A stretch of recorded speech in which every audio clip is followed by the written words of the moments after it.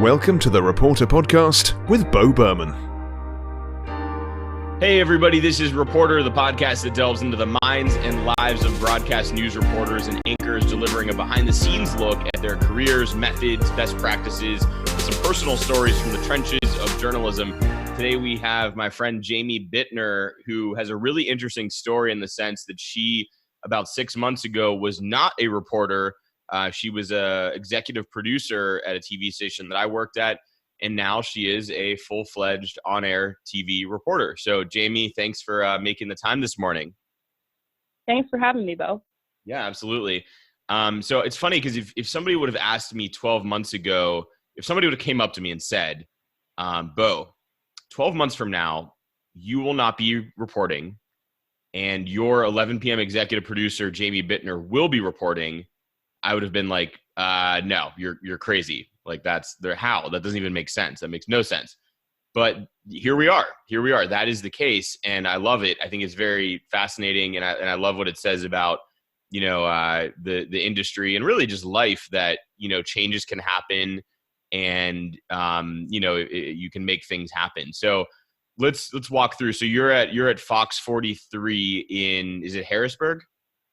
Yes, it's the Tegna-owned station, Fox 43 in Harrisburg, Pennsylvania, and I cover a lot of the capital region, and it's a lot of fun to be covering this area because there are a lot of major stories happening in this area every day because you have access to lawmakers, and you can really make a change in these parts, and that's what I like. And even in the first few months, I've seen many of my stories make a big impact around here because of the fact that you have such access to a lot of the public officials that are making those laws and regulations. Yeah, I used to work in Hartford, Connecticut, which was a capital, and I felt the same way, just being able to walk across. I mean, we could literally walk to the capital where our station was in Hartford. And so if you needed, a lawmaker soundbite or needed a reaction to a story about a law or anything, it definitely changes the game, and it opens up some different doors. Yeah, and it's been a lot of fun for me because I'm finally being able to meet the same people I've been talking to on the phone for many years from Pittsburgh. I had a lot of great connections, a lot of great sources in Pittsburgh, and now I'm getting to meet a lot of people face to face that I've known their voice so well, but since I was not the person that normally went out in the field for daily newscasts, I would always know them through the phone only, and now I actually get to meet them in person. That's been very exciting. Yeah, that must be cool.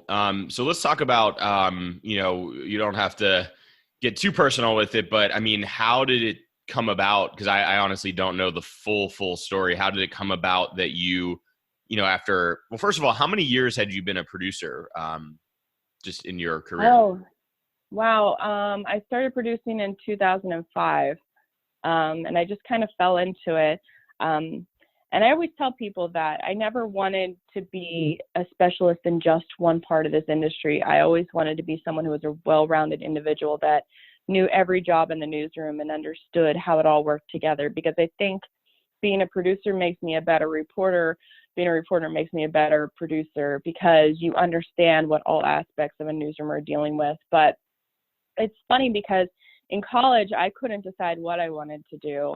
And I was really back and forth between, do I want to be on air? Do I want to be behind the scenes? And because I have a pretty calm demeanor, a lot of people pushed me towards producing.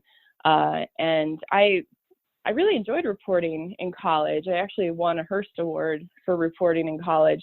But producing came along first, and I liked producing just as well, because I believe producing has a whole different host of demands to it. And when you're a really excellent producer, you'll realize very quickly it's a very, very hard job. And it's a job that takes a lot of organization and management of your emotions. And it also takes someone who can be a leader without making everyone else in the field and in the control room feel like things are out of control. I think that we saw that a lot with the synagogue shooting, which I'm sure we'll talk about later, Beau. But it's very key that you have a calm and steady producer in the control room, because things can really ripple out of control quickly if the producer doesn't feel in control.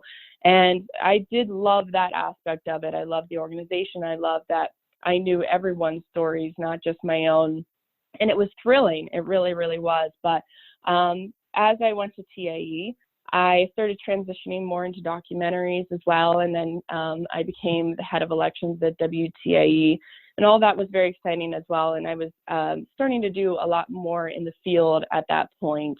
And they were a lot bigger stories, and there was a lot of writing that I was doing. And I reached this pivot in my career where I said, do I want to go to an even bigger market as a producer, or do I want to make a switch? And I think the industry is in a little bit of a change right now, where a lot of things are going more digital as well, and a lot of roles are being combined. I think you're seeing that a lot with the MMJ roles as well.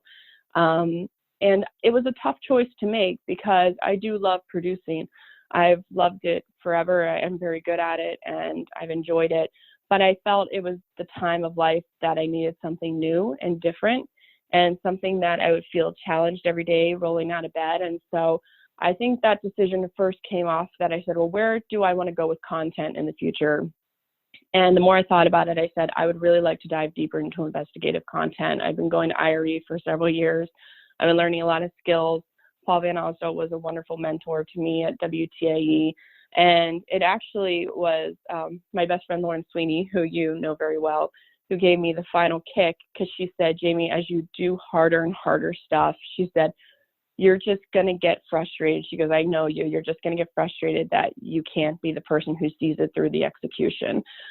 She said, you're probably going to want to take ownership of it eventually. And I think she was right on that, because I think as a producer, I enjoyed producing a lot. But as I was getting into those bigger content roles, where I was doing a lot more interviews and a lot more field shoots, it was getting harder to turn it over to somebody else, because those stories become very personal to you after a while.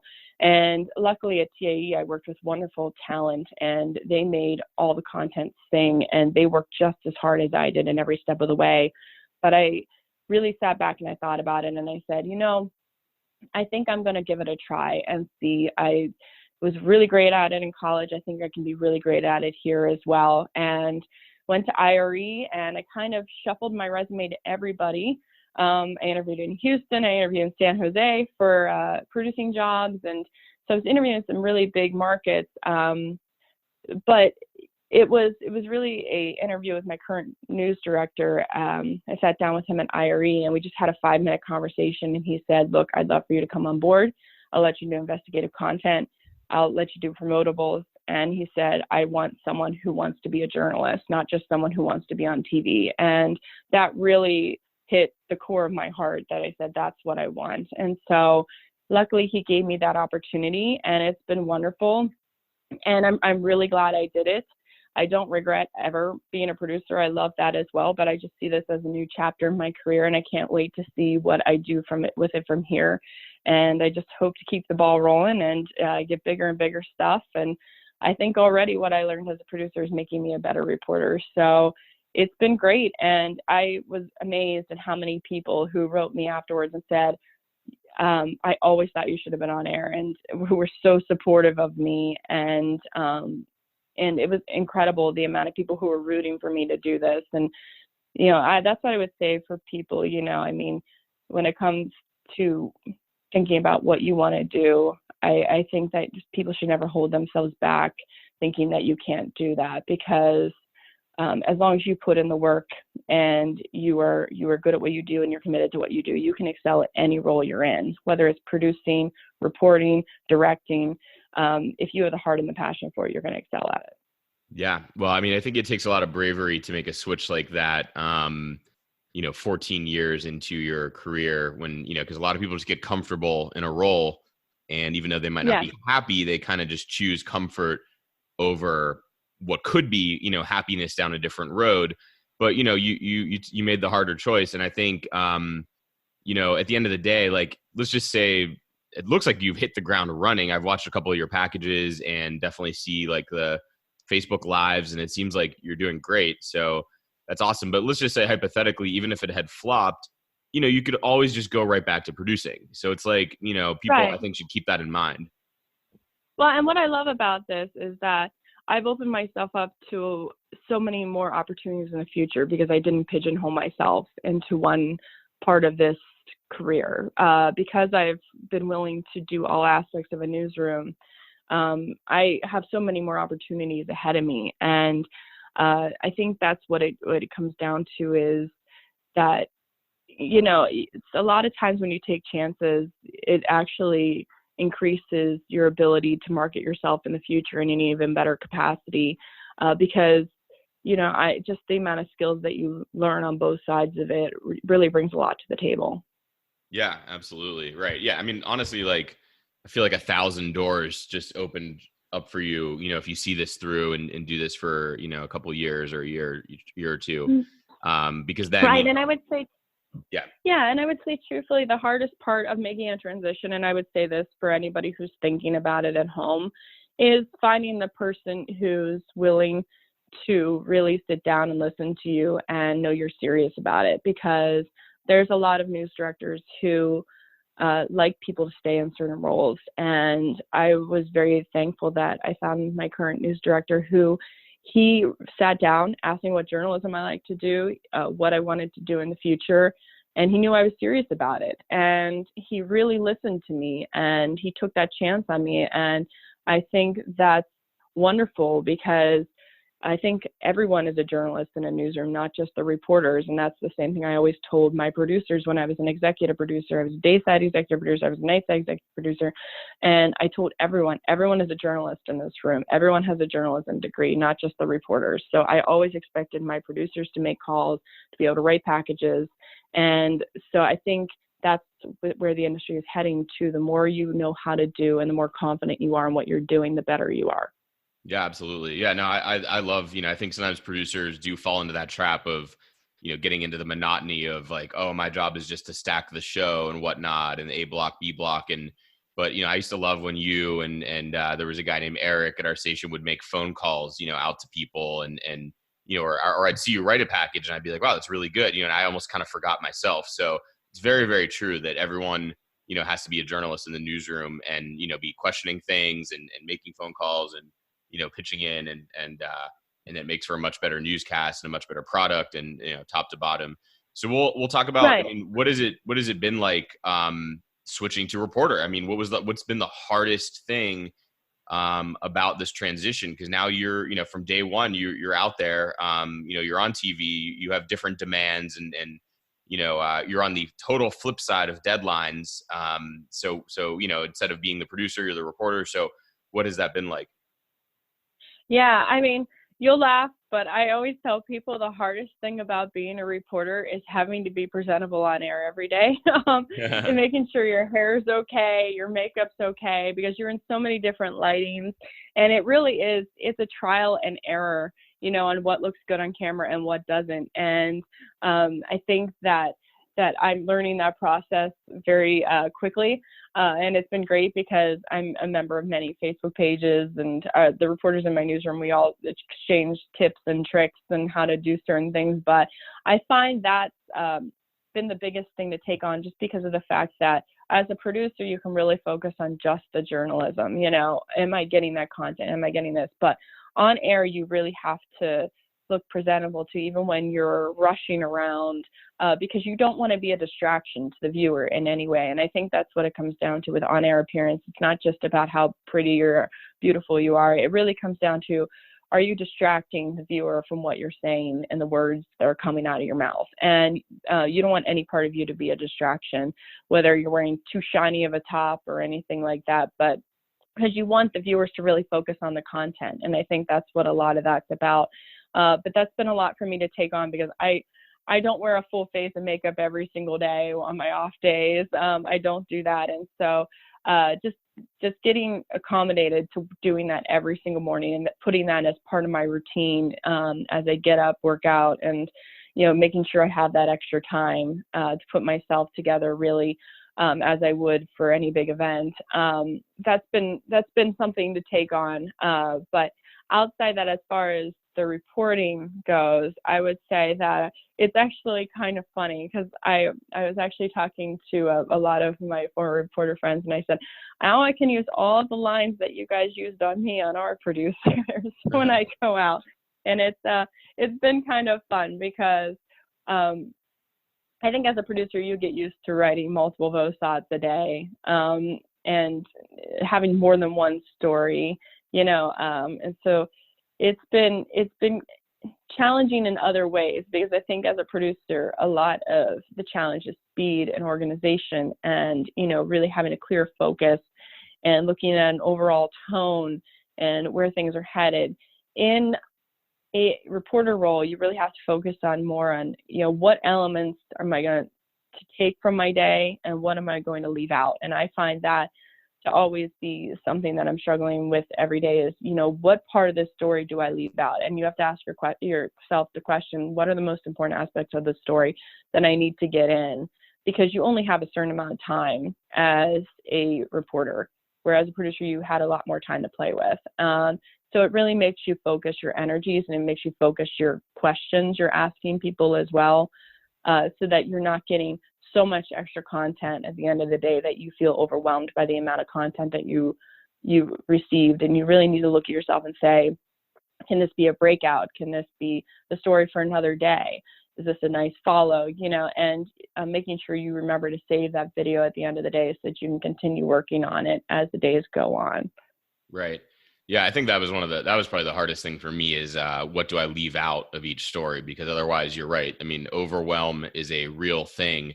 And that would be one of the biggest things I would say to like young reporters is just knowing, like, it just takes time and experience, but you start to develop this like sixth sense of what not to ask people and what not to include, because you just realize it's just going to be way too long of a story, or, bog it down, or like you said, just you can be added on later.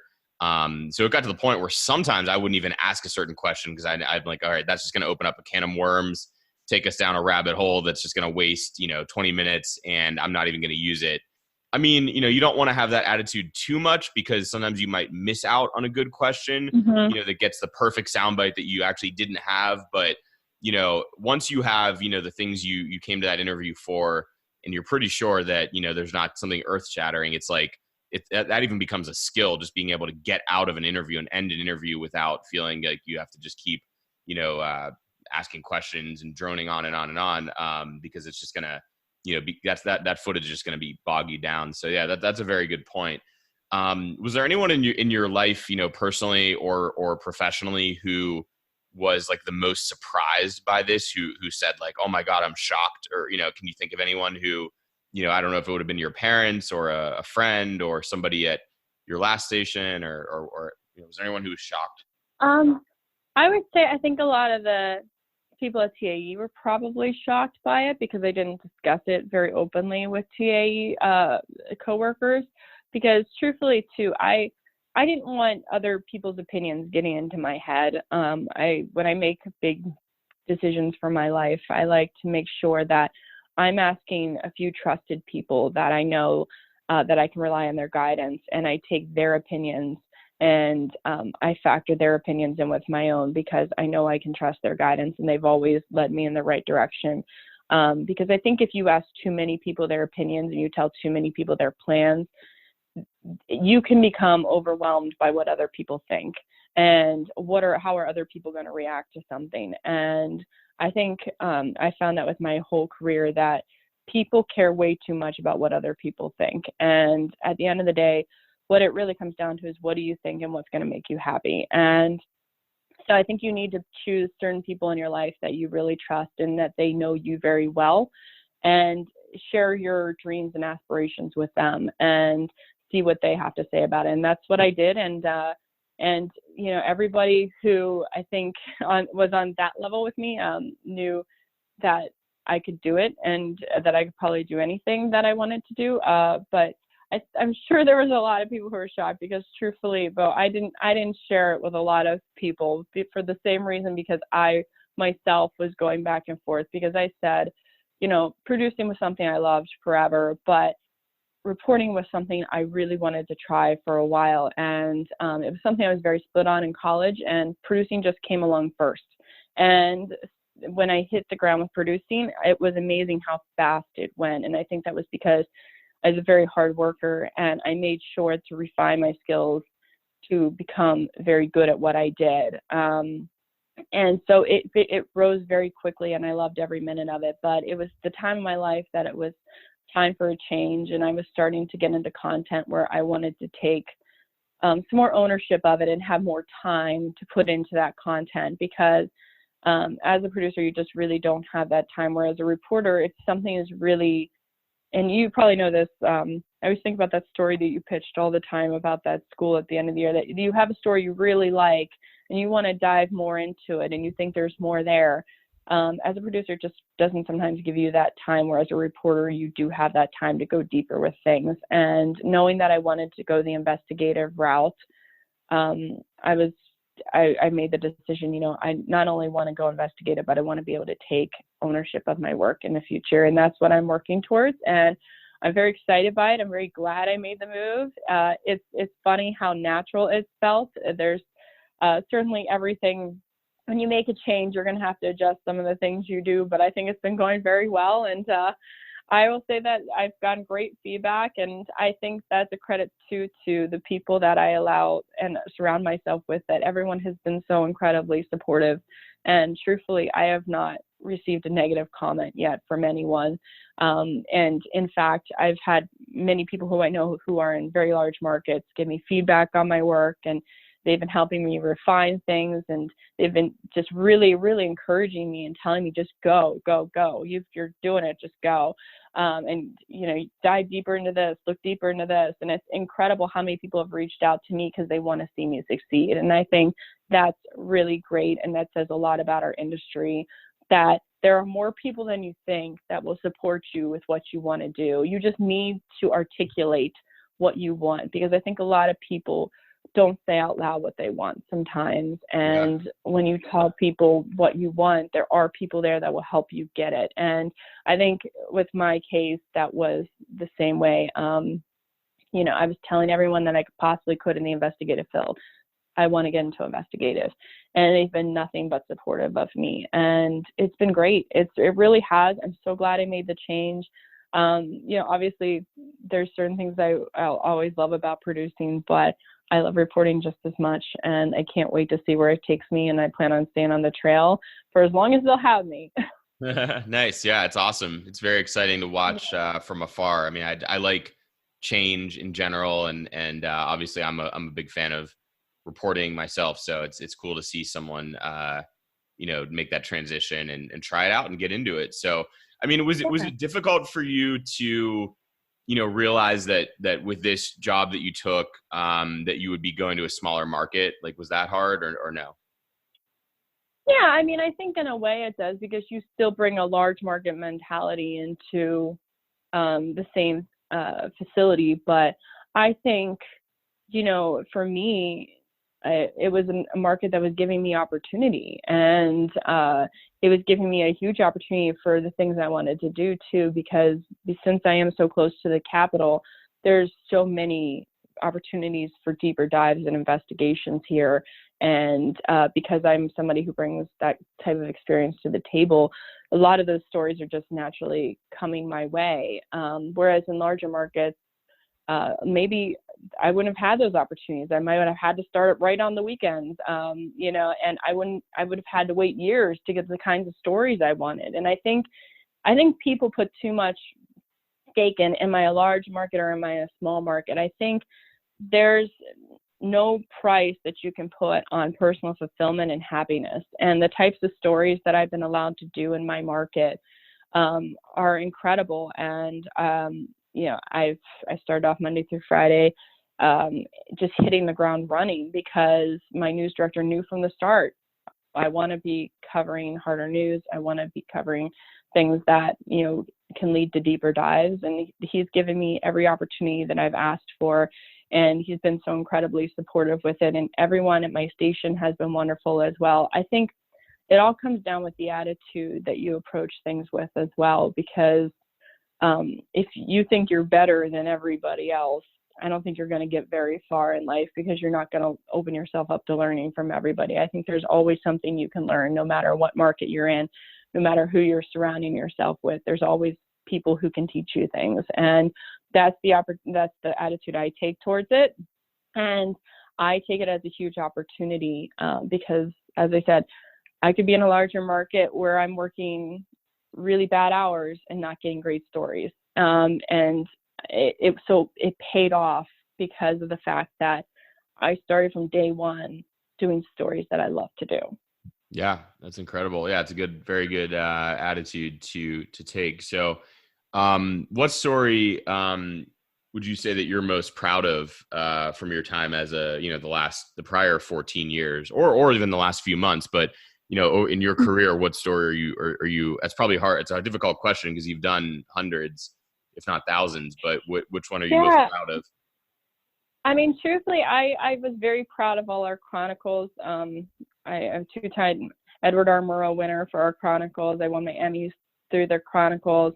They were deep dives. Sally Wiggin was just a wonderful inspiration to me. She is so incredibly supportive. She's a wonderful writer, and she's just been, a really great person to ask advice for. And she really wants to see other women succeed in this industry as well as men. For people real quick, for people who don't know, Chronicle is a series that it's 4 times a year. I think it's quarterly, or maybe even more sometimes. But that the Hearst Broadcasting Company does at certain stations like Boston and Pittsburgh and some others, and it's a lot of time goes into it, months and months, and they pick a topic, anything from fun outdoor activities in the region to really hard hitting stuff like the opioid epidemic. And Jamie was, you were often pretty much the lead producer for those entire episodes. And right, and we did a lot of interesting topics. I mean, we did drilling, we did police, small town police departments and financial problems they were facing, which I took a lot of pride in. And then Chronicle Compassion and Cannabis was one of my favorites that we ever did because it was me, Sally, and Brian Caldwell, who's just an incredibly talented photojournalist. I'm sure you've worked with him, Beau. And we just really put a lot of heart in that. But I would say truthfully, Beau, the one that I'm most proud of is the one I'm currently working on. And that's, I started, reporting, freelance reporting in July for Fox 43. And within 2 months, I really hit the ground running on a problem that's happening right now in Lebanon County. That's where Lebanon County put a probation rule into effect that made several people uneasy. And they did it for a lot of reasons, but it was to prohibit people on probation from using medical marijuana. And all of our stations were doing that story. I mean, I think every station in our market did it. But I really wanted to dive deeper into it. And that was one of those stories that I really wanted to look more into. And I think that was from my background in Chronicle Compassion and Cannabis, just because I had covered the evolution of medical marijuana and the laws that it took and a lot of the politics behind it leading up to that point. I really wanted to dive deeper into that. And so I worked very hard on that story to try to find a character in that story that would really develop what exactly was the issue from the position of people who were on probation, and what is the issue from the people who are on the side of the court. And a lot of phone calls led me to Melissa Gass, she lives with epilepsy, and she is on probation, and she can no longer take her medical marijuana because she is on probation. And I sat with Melissa in her house, and we had a discussion, and I put the story on the air, and I actually was able to get the judge who put in the order, Judge John Tilwalk, on the phone. And I remember that day was a crazy day because he had called me later in the day towards deadline because I had found Melissa later in the day as well. And I went straight to her house when we found her. And that story, the ACLU saw it, I guess, and Melissa was invited to the Capitol about a week later. And then the ACLU ended up taking up her case. And now the case is headed to the state Supreme Court. So I'm incredibly proud. And I think that shows what can happen when you take the time to make a few more phone calls than maybe your competition's making. And it really paid off in dividends for me because I was looking for stories that would make a large impact on our area, and I think this is one of them. It's a story that could end up impacting how policies are set, perhaps across all 67 counties in Pennsylvania. And there are both sides of the stories have points on which they're going to argue in front of the state Supreme Court, and Pennsylvania State Supreme Court will decide who they're going to side with on this. And it's going to be very interesting to see what happens with this case. Yeah, that's a perfect example. And it's kind of interesting to hear you pick a story that's more recent after 14 years and covering the, Pittsburgh Tree of Life synagogue shooting and many, many other huge stories in Pittsburgh. I actually think it's cool that you picked one that you just recently are working on right now. And that, again, that you have a lot of ownership in, not that you didn't have ownership in other ones, but you just have a very big stake in this one. And personally, took the time to make those phone calls and go that extra mile to push it across the goal line. And it looks like it could make a huge change. So one way or the other. So, yeah. Yeah. And it will be very interesting to see how it plays out, because I think it exposes a bigger problem that's happening across the nation right now, that marijuana laws just are not all on the same page across the nation. And it's putting a lot of people in the middle of deciding which laws to follow. And that's what's interesting about Lebanon County court side, because they have to decide whether to follow federal law or state law in this. And then you have the people who are on probation who say, well, we're following the law in the state. Why can't we have medical marijuana? And so there's a lot of people in this who I would say are being impacted. And that's what I find most interesting about it, that it's not just such a black and white issue. There's a lot of gray area in this issue, and it's because there's so many conflicting laws when it comes to medical marijuana and marijuana in general across the nation right now. Yeah. And you mentioned Sally Wiggin earlier. For those people, outside of Pittsburgh who don't know her, she's basically like a news legend in the city of Pittsburgh.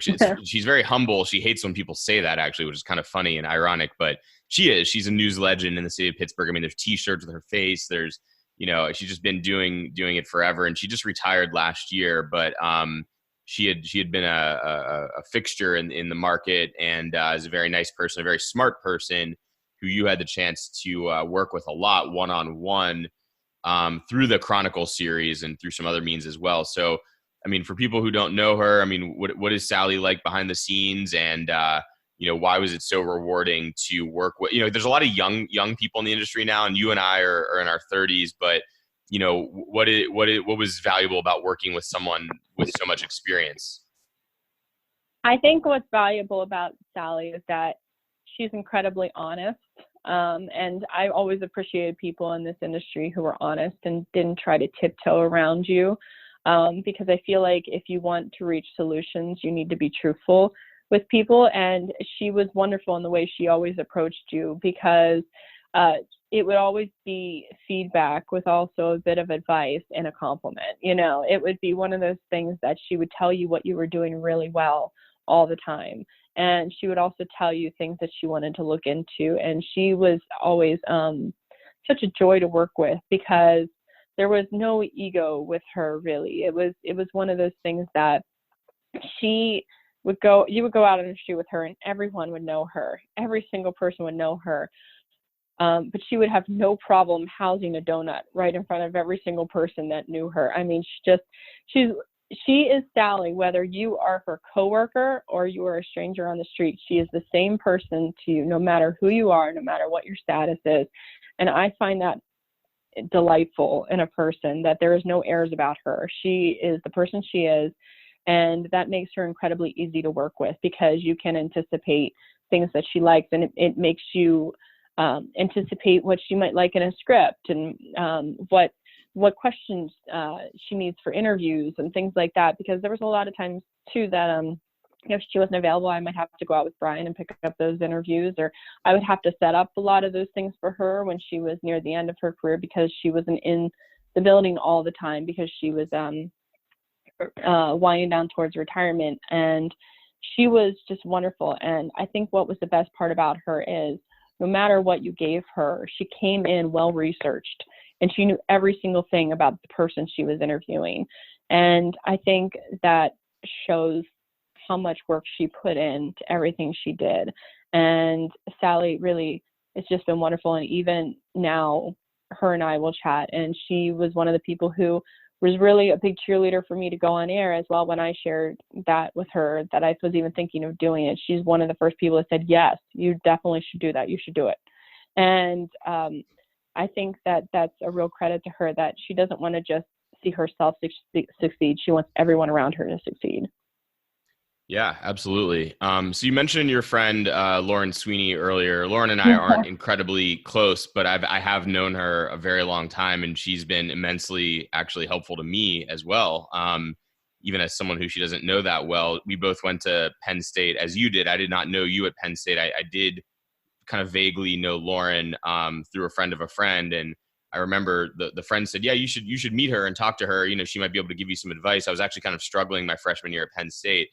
Just Right. to kind of get used to it. And yeah, Lauren was like, hey, you got to join this club, you know, PSN TV, and you know, you got to get into it, man. You got to do it. And so I did. I didn't even know about that club till she told me about it, and I joined, you know, kind of like the student TV station.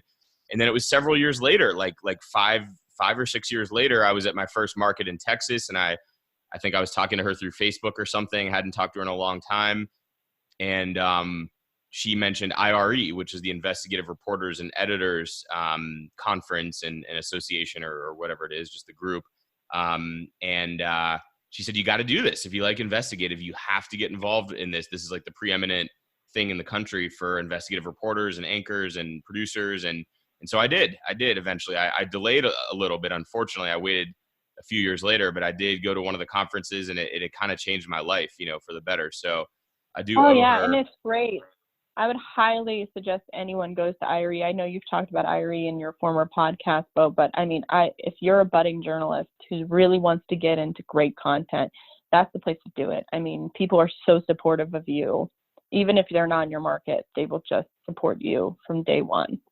Yeah, it's incredible. I mean, the ideas that you get and the willingness of people to share, and that's because like journalism really is at the end of the day like a community, and you know, people.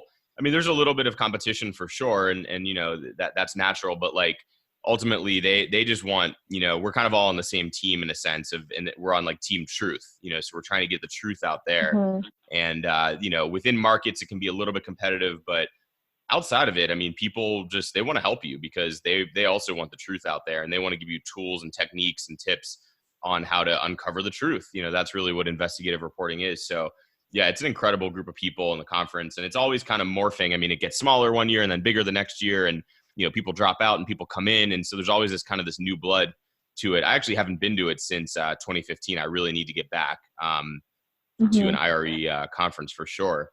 Absolutely. So, all right, so we'll kind of switch gears a little bit, and you know, you alluded to the synagogue shooting before. You know, just walk through in brief. You know, I think we have about 10 minutes left for today, but what was so we'll take a little bit of that time to talk about just what that was like for you as an executive producer to cover that horrific tragedy. Yeah, I mean, I think for me, it's interesting because I've covered what I would call 3 big, and I say big as in high impact stories where a lot of people in the nation are watching probably throughout my career, and that would be the Baltimore riots after the arrest of Freddie Gray, the Pulse shooting in Florida. I was sent down there to assist crews after the Pulse shooting, and then the synagogue shooting that happened in Pittsburgh. And I'll say for my day that day, it was one of those days that, you know, just was like any other day, you know, and I woke up very early. I actually drove past the synagogue that morning because I was heading down to a Penn State game, and it was pouring. It was pouring down rain. And I remember the drive was just crazy. And I heard my phone go off. I was only a few minutes outside of State College and my phone started buzzing, and I knew alerts were going off, but that's not uncommon for any news person's phone. I mean, I have multiple news apps on my phone, but I knew it was specifically coming from Pittsburgh stations because of the sounds they made. And I wanted to check what it was, but it was such heavy rain, you know, I also did not want to wreck my car at the time. So after I heard a couple, I thought, geez, you know, that's more than you would normally here go off at this time, and on the weekends, let alone. So I pulled over the car and I looked at my phone, and at that point it only said there was reports of shots fired near the synagogue, if I remember correctly. And I remember I immediately called Baylor Long at the station, and I said, "What's going on?" And I said, "Do you need me to come back in?" Because I was heading to the game and I didn't want to get into the game and then not be able to get back out. I think when something big happens in your community, and that's when things divide between who's really a journalist in your community too, because those are one of the stories that you would drop anything because you want to be back there and you want to cover those sorts of things, not because you like that it's happening or you get off on the excitement of it.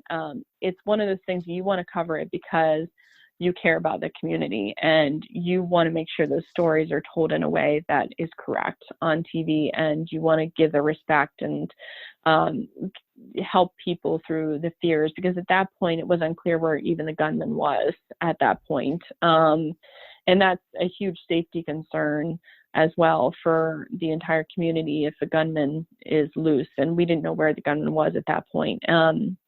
And I remember he said, "Well, we're hearing reports that there are people dead." And I said, "Off the record, how many are they saying?" And he said, "We're hearing, up to 10. And I said, "I'll be in, but it's going to take me 2 hours to get back." So what I did was I was 5 minutes away from my friend's house where I was supposed to go to the game with her, and I handed my ticket to her out the window. I said, "Just grab a friend and take my ticket. I'm heading back." So I drove back to the rainstorm, and I remember I changed in a Sheetz bathroom. It was halfway back to Pittsburgh, and everyone in the Sheetz bathroom was talking about what was happening in Pittsburgh. Because I had multiple layers on at the time, because it was supposed to be a cold game. So I was taking off layers in the Sheetz bathroom real quick, because I knew the moment I hit the door, I wasn't going to be leaving the control room. It's one of those things that, as a producer, you're going to be up there for hours. So you want to make sure that you are ready to stay when you hit the door. So I was taking off layers in the bathroom, and it was the only thing people were talking in the bathroom to me about. And I think people started asking me what was going on, because they were asking why I was changing the bathroom. And I said, "I have to go back to work." And they were asking me what was going on with it. And I remember I came up to the control room, and Nick Matoney was up there, I believe. And I forget who the other producer was. I think it might have been Connie. I'm not quite sure. But at that time I took over the coverage.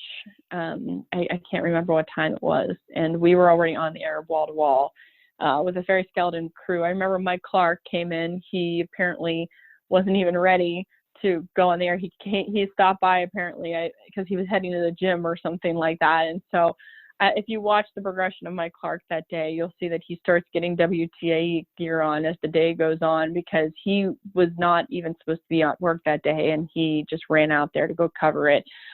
Because it's one of those situations that is all hands on deck. But I think for me, whenever I was taking over that coverage, I think, look, yeah, and you can talk about it from the perspective of a reporter, but you have to cut through the chaos in a situation like that.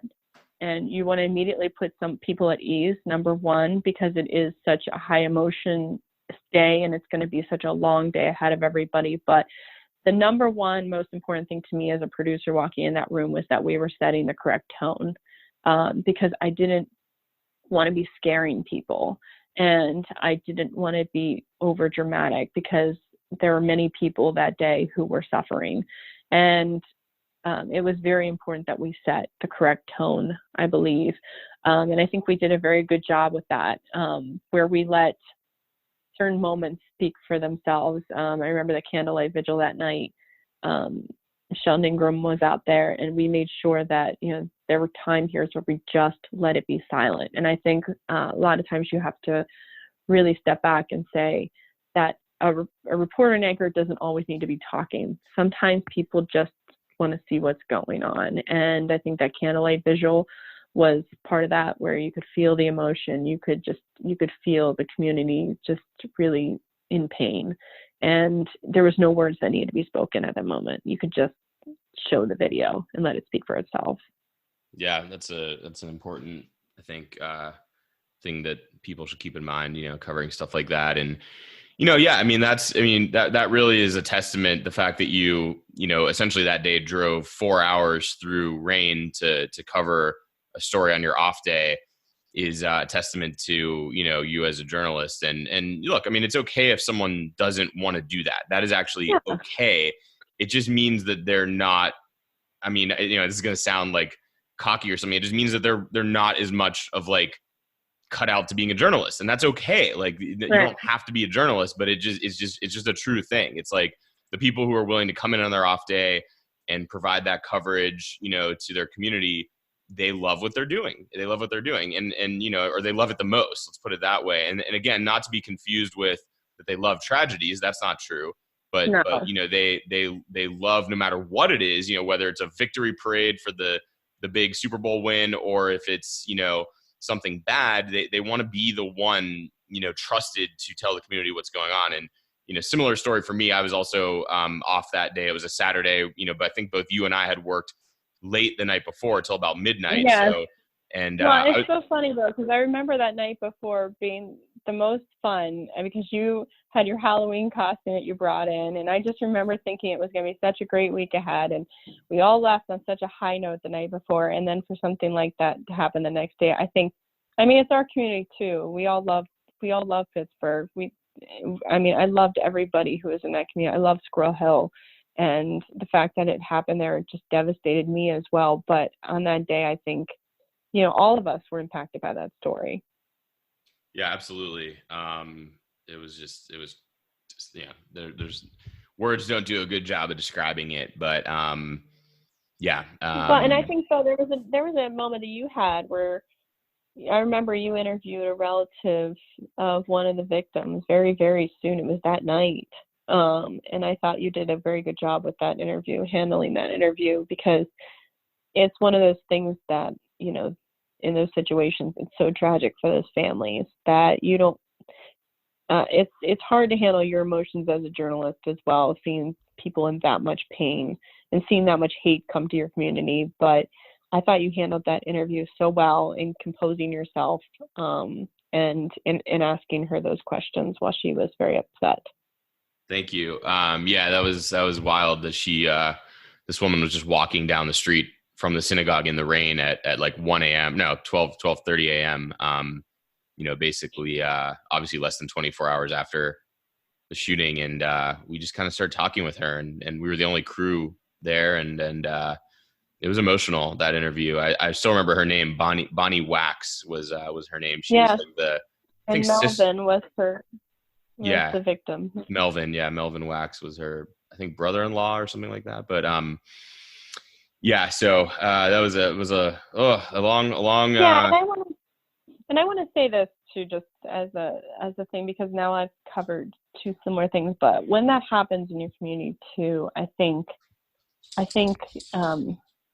it's such a shock, and it's one of those things that you can't go outside your community without constantly being reminded of it. It's on store windows, it's in flowers, it's in memorials, and you can see how much it's affecting people. And I think when I hear a lot of people talk to me that news doesn't matter anymore, I point to places like that. And obviously, the Penn's victories and stuff like that too, everybody's watching. But in a case like that, I had friends who were watching our coverage for hours and texting me throughout the whole thing. Everyone was watching the news. And I think it shows in that point that I think the news still matters to a lot of people in a lot of different ways.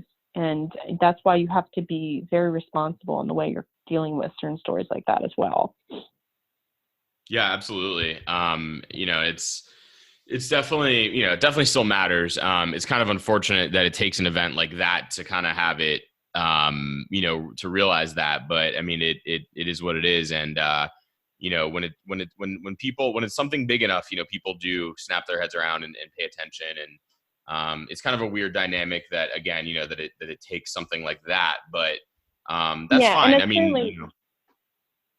it's certainly nothing any journalist ever wants to cover. Nobody ever wanted to cover that. I mean, it was something that we felt like we had to cover because it happened.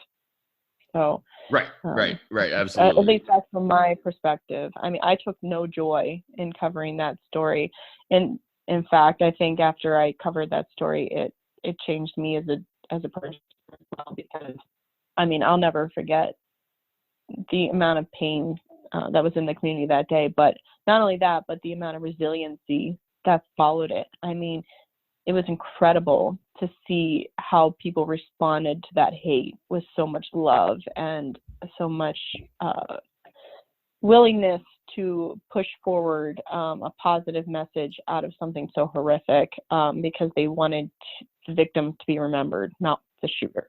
Right. Yeah, absolutely.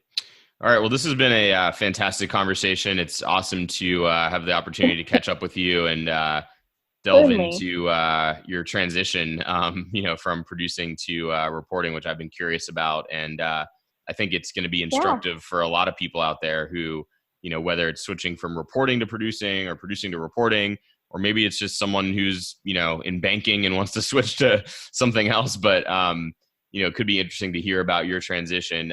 So if people want to find you online and reach out to you or follow you, what's the best place to do that? And what are your social media handles? Sure. Facebook, I have a public page, Jamie Bittner Media. You can also follow me on my personal page, Jamie Bittner. I'm on Twitter, Jamie Reports. I'm on Instagram, Jamie Reports. So feel free to reach out to me, and anyone who's going through their own, career adjustment and change, I'm here to support you as well. So please reach out to me because it's not as scary as you think, and you're going to be so much happier when you decide to take chances on yourself. And that's what I always tell people. All right. That's a good message, and we'll leave it at that. Thanks, Jamie. Good talking with you. Talk to you later. Okay. Thank you. Bye. You're welcome. Bye. Thanks for listening to this episode of the Reporter Podcast with Beau Berman. Please share, subscribe, and leave a review on Apple Podcasts.